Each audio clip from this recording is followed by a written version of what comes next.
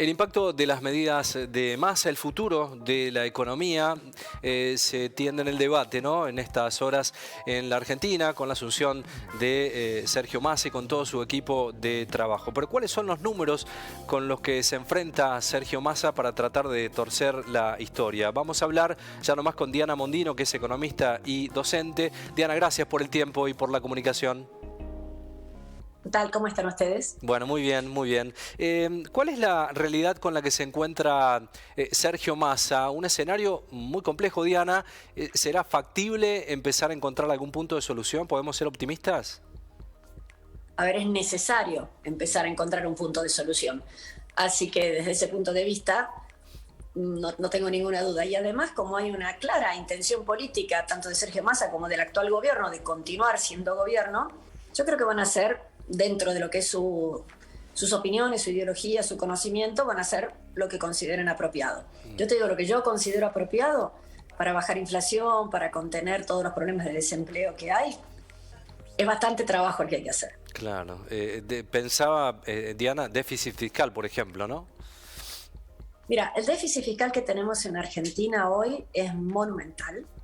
Vos pensás que en el mes de junio, en un solo mes, sí, hubo mismo déficit primario que en todo el año 2019. Wow. A eso hay que sumarle que no se están pagando intereses, lo que se llama déficit financiero, o muy poquito se está pagando, y tenemos también lo que se llama déficit cuasi fiscal, que es el del Banco Central. O sea, tenemos mucho más que el que había durante todo 2019 en un solo mes. Claro, claro. Tenemos para cubrir ese déficit mucha emisión, y la emisión que hemos tenido en los, digamos, para no concentrarnos en un mes, digamos, sí, en los últimos 2 años y medio desde que comenzó el gobierno, se ha multiplicado por 4 la base monetaria.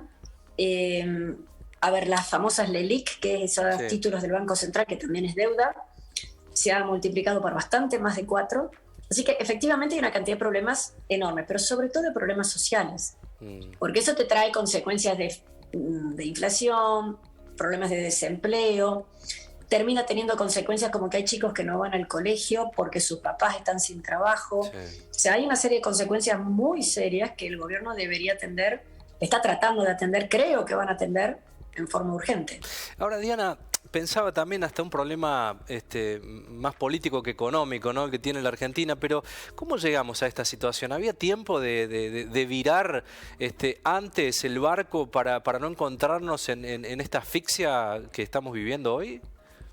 Y yo creo que sí. A ver, deberíamos haber virado hace un mes, 2 meses, 2 años, 20 años. O sea, el problema es que nos metimos en un camino muy extraño. A ver, cuando fue la crisis del 2002, sí, una crisis tan grave que todos recordamos, tan terrible, el gasto público era la mitad de lo que es ahora. Claro, qué bárbaro. Y con esa mitad, bueno, había bastante mejor servicio de salud, de educación, de seguridad. Acabo de escuchar el tema de esta nena en sí, Rosario. Rosario, sí. Entonces, gastando mucho menos, teníamos mejores servicios. Y el problema es que todos estos servicios hay una ineficiencia notable, hay muchísimas razones, pero hay que pagarlo. Entonces tenemos que pagar más impuestos. O sea, si tenés el doble de gasto del Estado, hay que pagar el doble de impuestos por parte del sector privado, de nosotros, de los que trabajamos. Y si tenés que pagar el doble de impuestos, y no te alcanza la plata. Claro. Porque estás ganando mucho menos para pagar impuestos. Y si no te alcanza la plata, no se crece, las empresas no contratan.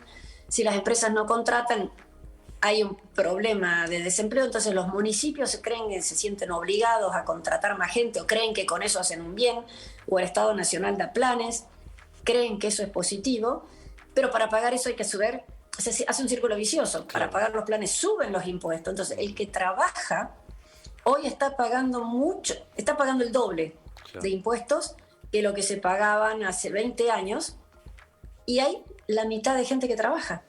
Se ha generado un círculo vicioso espantoso. ¿Se puede romper esto? Sí. ¿Es fácil? No es fácil, y tampoco va a ser rápido.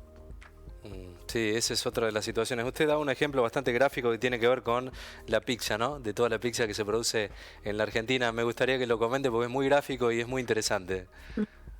A ver, todo lo que se produce en el país, asimilalo a que sea una pizza. Sí. Entre todo lo que trabajamos, entre todos hacemos una pizza. Viene el gobierno, se come la mitad y encima no te lava los platos. Y encima te dice estaba fría. Claro. O sea, el sector que trabaja, somos pocos. O sea, en el sector público es sumamente importante médicos, policías, maestras, pero en sí mismos no producen nada. Hacen las bases para que podamos vivir en sociedad, que podamos vivir tranquilos, que nuestros chicos vayan a la escuela. Pero no es producción propiamente dicha. Y en todos los países del mundo la gente está encantada de pagar a los policías, a los maestros, a los médicos para que la sociedad sea cada día mejor. Claro, claro. Y en cambio acá no todo va ni a maestras, ni a policías, ni a médicos. Tenemos todo tipo de problemas y lo que queda de ese gasto público, de nuevo, es el ejemplo de que no te lavan los platos y se quejan de todo. O sea, tenemos una situación en donde demasiada gente que no produce en Argentina, claro, por distintas razones, porque tiene trabajos que no son productivos, como una maestra, por ejemplo, que nadie va a discutir que una maestra es importantísima, pero que no está haciendo tornillos o fabricando anteojos. Pero mucha gente está o jubilada, o son niños, o en el medio. Hoy tenés 10, 11 millones de personas que están, 12 millones según en los últimos 2 años en la época de pandemia, que no trabajan porque no saben, no pueden, no quieren. Muchos de esos reciben un plan, pero es absolutamente impensado que en un país de 47 millones de habitantes solo 7 estén en el sector privado. Déjame exagerar, no, hagamos de cuenta que no somos 47 sino 50 millones de habitantes y contemos el sector público porque están trabajando. Vos tenés sector privado más sector público, 10 millones de personas. O sea, de 50, 10 millones están trabajando. Sí, es una barbaridad. Algunos porque son hijos, algunos porque están jubilados y otros por distintas razones no están trabajando. No es posible que 1 de cada 5 trabaje. No entra en la cabeza. Sí, no hay país que funcione. Desde esta señal siempre hablamos del federalismo necesario para el interior profundo de la Argentina. Usted lo entiende, Diana, muy bien lo que estoy mencionando. Y lo que tiene que ver también con el tema de los subsidios. Debemos dejar de subsidiar desde el interior al AMBA, ¿no? Esa es otra también de las materias pendientes, porque notamos que desde los discursivos, Alberto Fernández lo ha manifestado, pero en la práctica concreta seguimos subsidiando al AMBA desde el interior de la Argentina. Sí, a ver, ojo que eso es miti-miti, Ajá. El transporte o la energía, se vende la tarifa de luz es más barata en el AMBA, pero también se pagan muchísimo más impuestos que vienen a las provincias. Es un juego bastante difícil de sacar la cuenta de quién es el ganador neto. Sí, es cierto que hay algunas provincias, sobre todo en el norte argentino, que reciben mucho más de lo que aportan. Eso no cabe ninguna duda. Pero a uno le da rabia que, no sé, que el transporte en colectivo vale 25, 28 pesos en Buenos Aires y más caro en Córdoba. Sí. Pero es un toma y daca. En general, yo te diría que si uno agarra las provincias, el centro, Buenos Aires, Santa Fe, Córdoba, San Luis, Mendoza, se paga mucho más impuesto que en las otras 15. Bien. Eso es un tema difícil. Pero perdón, hay un tema de malos incentivos. Si los impuestos vienen de la nación y se distribuyen de una forma no siempre es automática, hay una cosa que está determinada, fija, pero hay otra parte que es discrecional, entonces el gobierno le da a este sí, a este no, y eso se termina haciendo por color político. Exacto. Y no debería ser así. Sí. ¿Cuál es la... Ojo, todos los gobiernos, Sí. Todos los gobiernos. Es un tema histórico. ¿Qué hacer con las reservas, Diana, hoy? ¿Qué reservas? Las reservas del Banco Central, digo, ¿cuál es la situación? ¿Cómo están? ¿Cómo protegerlas? ¿Qué reservas? No queda nada. No hay reservas. Lo único que nos queda es, queda un poco de oro y poca cosa más. Lo que se llaman reservas líquidas y realizables. Qué locura. Queda... Bueno, según algunas cuentas hasta podría decirte que es negativa. O sea, no hay. Lo que hay que hacer es dejar de pegarle un palo en la cabeza a los exportadores. Claro. No se le puede pagar 130 pesos y encima quitarle las retenciones a un productor agropecuario. Ojo, y no solamente la soja. Eso corre para el tabaco, para la lana, para la hierba, para los cítricos, para la uva para los damascos y duraznos, para todos. No es solamente el sojero el que paga impuestos. Y además, perdón, el pobre señor sojero, ¿por qué le vamos a tener tantos impuestos? Hoy la soja es más rentable en Argentina. Sí, totalmente. Sí. El tema del tipo de cambio, lo primero que tenés que hacer para que haya reservas es dejar que se exporte. Claro. Hoy, perdón, una cosita más y a lo mejor es muy técnico, pero en Argentina no solo tenés un tipo de cambio que le dan 130 pesos menos impuestos a un productor y sus insumos los tiene que pagar a 280. O sea, cobra un tercio de lo que tiene que después que pagar. Pero además hay restricciones, lo que se llaman restricciones cuantitativas. Te dejan vender cierta cantidad. No se puede vender todo el trigo que tenemos, no se puede vender todo el maíz que tenemos, no se puede vender toda la carne que tenemos. Entonces, pues sí, bueno, ¿querés más dólares? Deja vender. Claro. Primerísimo punto que habría que hacer. Massa no tenía alternativas, me imagino, ¿no? Era eso o eso. Y si le sale bien. Bueno, yo obviamente estoy segura que quiere que le salga bien. Sí. Obviamente estoy segura que quiere que empiece, que dejemos de caer.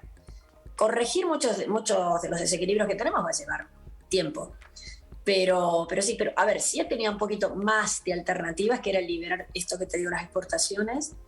Y que ojo, a ver, el anuncio que se hizo, que fue casi por cadena nacional, tenía que ser en un lenguaje llano, de cosas fáciles, falta ver el detalle de las normativas que se saquen, ¿no?